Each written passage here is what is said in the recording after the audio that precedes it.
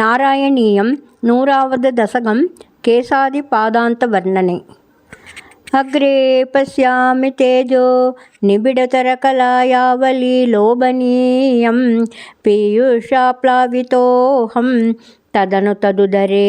दिव्यकैशोरवेशं तारुण्यारम्भरम्यं परमसुकरसास्वादरोमाञ्चिताङ्गैः आवीतं नारदादैर्विलसदुपनिषत् सुन्दरी मण्डलैः च नीलाभं कुञ्चिताग्रं घनममलतरं संयतं चारुभङ्ग्या रत्नोत्तं साभिरामं वलयित मुदयचन्द्रकै पिञ्चजालैः मन्दारसंनिवीतं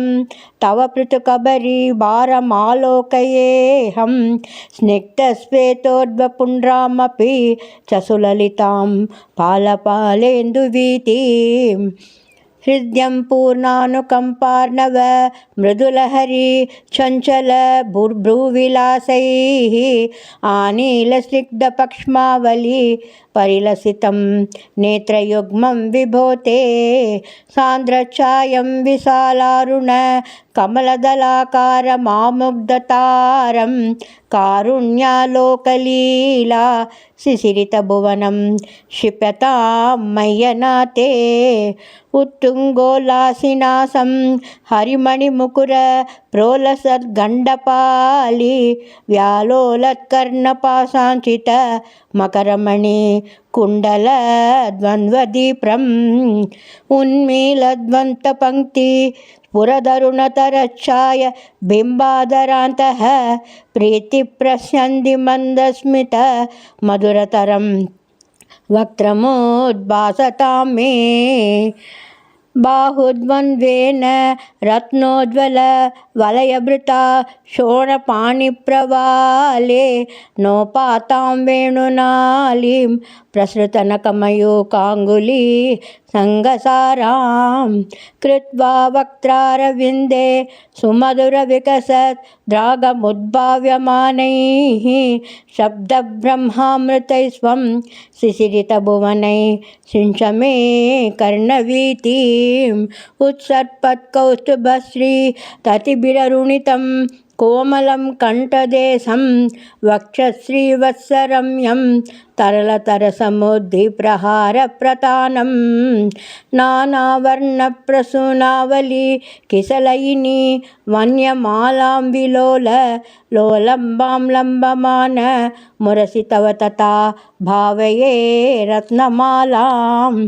अङ्गे पञ्चाङ्करागैरतिशयविकसत् सौरभाकृष्टलोकं लीनानेकत्रिलोकी विततिमपि कृशां बिभ्रतं मध्यवल्लीं शक्रास्मन्यस्ततप्तोज्ज्वल कनकनिभं पीतचेलं ददानं ध्यायामो दीप्तरश्मि पुटमणिरसना किङ्किणी मण्डितं त्वाम् ऊरु चारु तवोरु घनमसृणरुचौ चित्तचोरो रमायाः विश्वक्षोभं विसङ्ख्य ध्रुवमनिशमुभौ पीतचेलावृताङ्गौ आनम्राणां पुरस्तान् न्यसनधृतसमस्तार्थपाली समुद्ग चायं जानुद्वयं च क्रमपृतुल मनोज्ञे च जङ्गे निषेवे मञ्जीरं मञ्जुनादैरिवपदभजनं श्रेय इत्यालपन्तं पादाग्रं भ्रान्तिमज्जत् प्रणतजनमनो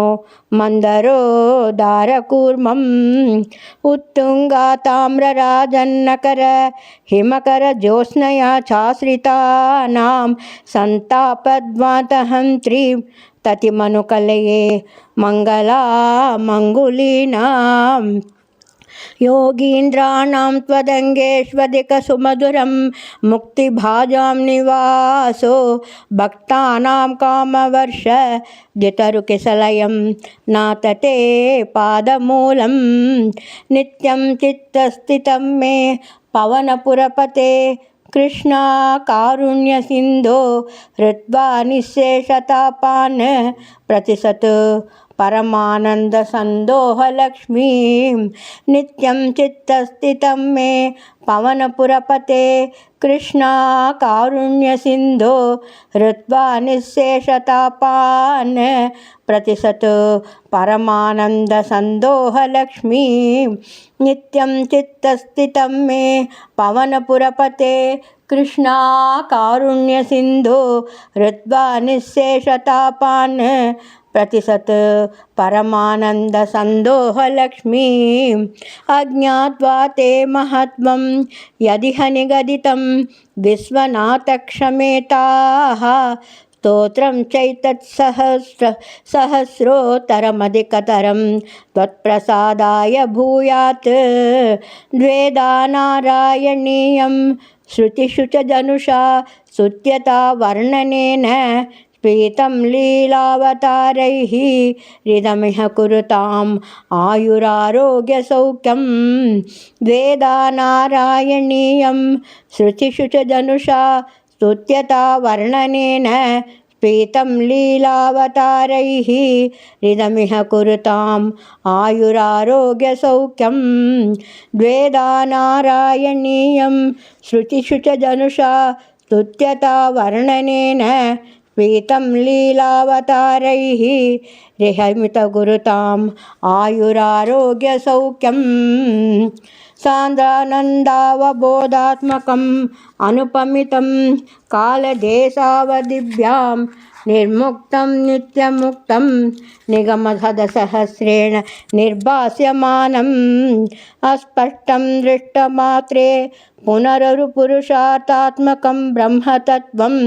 तत्तावद्भाति साक्षात् गुरुपवनपुरपते